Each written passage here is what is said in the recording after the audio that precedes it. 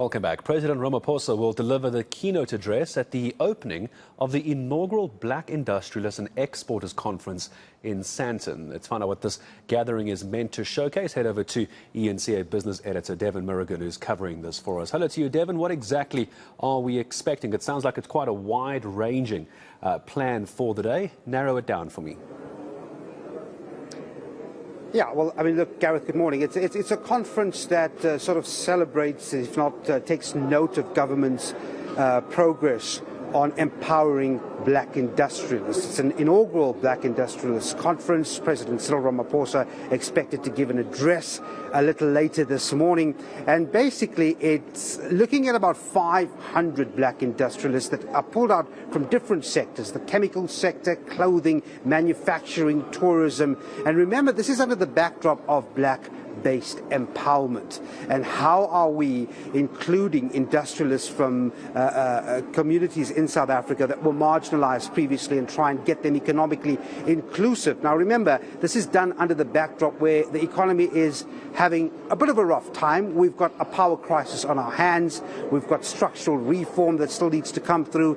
And if we get industrialization packed correctly in this country, the idea is that we will industrialize more, manufacture more, export our products, and thereby giving more jobs. But what is the real significance of this conference? How is it going to unfold? And what are the role players here? I want to bring in the chair of MashSmart, Kuseni Dlamini. Mr. Dlamini, thanks very much indeed for talking to us. And the reason why... It's great to be here. The reason why I chose you is because, I mean, you're part of a panel. And, you know, we've seen some of these conferences before trying to sort of amalgamate some of these industrialists, push up black business, push up industrialists. But the real challenge is making that broad base, making that wider so that it affects all parts of the community, all parts of the country, so that we get economic inclusion. What do you make of conferences like these? Are they worthy? I think they're very important to the extent that they get the nation to have a focused conversation on the growth and development of the country as a whole. And the theme of black industrialists is an important one, given the history of economic exclusion of the majority in South Africa.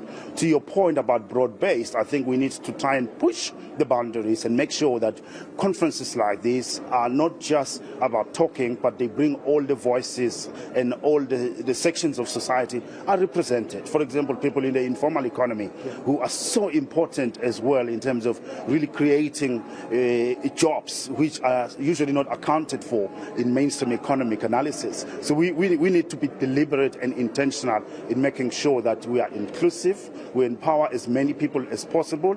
We have got the triple challenges of poverty, unemployment and inequality. It's through black industrialists and industrialists in general across all sections of South African society and the economy that can help us to be able to unlock the full potential of the economy so that we create more jobs, we eradicate poverty and reduce inequalities. Right. So, I mean, we're looking at 500 industrialists here who would be attending this conference. Some of them will showcase their products, their markets in an exhibition. You would get some people watching this on television and saying, well, look, you know, there's always this perception that perhaps it's the people closely connected to the political elite that find themselves on those stands in the industrial format, right?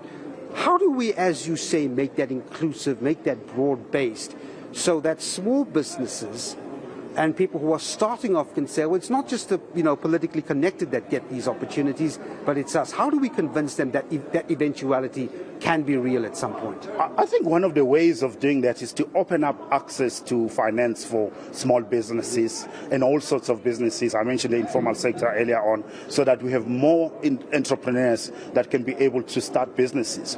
We have unemployment. It's one thing we have to focus on creating jobs, but we also need to focus on creating entrepreneurs, because entrepreneurs create jobs. So the 500 that are here, behind them, you're talking about hundreds, if thousands of jobs. If we move from the 500 to 1,000, we're talking more jobs, doubling the jobs or tripling the jobs that are there. So not everybody becomes an industrialist in any country, whether it's Europe, North America, or anywhere. But those people that have the hunger, the drive, and the vision, and the capability to do so, needs to be supported by our financial institutions, by our development finance institutions, and all allocators of capital in the economy. Now, you, the chair of Massmart, you were one of the big retailers that were hit with the current power crisis at the moment. I mean, I just read an article not so long ago about the fact that you guys are selling a few inverters more than you would have expected. Generators are rolling off. It is symbolic of the fact that there's a structural issue in this economy. So on the one hand, we've got this vision to create black industrialists. On the other hand, we've got an economy that might not be that fertile as we wish. We've got structural issues here, and I see a few panelists here. Portia Derby, for example, from Transnet is here. I'd love to see what she says. We've got electricity issues, President promising us an energy plan. So, can you see that sometimes they're not too aligned? We've got one vision of industrializing, but our environment might not be too conducive. How do you think that will unfold today? Yeah, I think the energy issue is the big elephant in the room. I see energy as the oxygen for the economy. Without energy, our businesses cannot function normally, and we cannot be globally competitive. So I would say that's the number one priority in South Africa. And so is water, and so is infrastructure, and the other challenges that we have. So we need to move beyond talking and diagnosing the problem. I think the problem in South Africa, we spend time diagnosing problems rather than solving them, and yet we have what it takes from a technical, operational, and intellectual point of view to be able to roll our sleeves and get things done and find solutions to the energy problems and indeed other problems that we have in this country. We just need to have that discipline of executing and monitoring results and measuring them and learning from mistakes and move forward in that direction. It's great to see what would happen in the next few hours. Thanks very much indeed.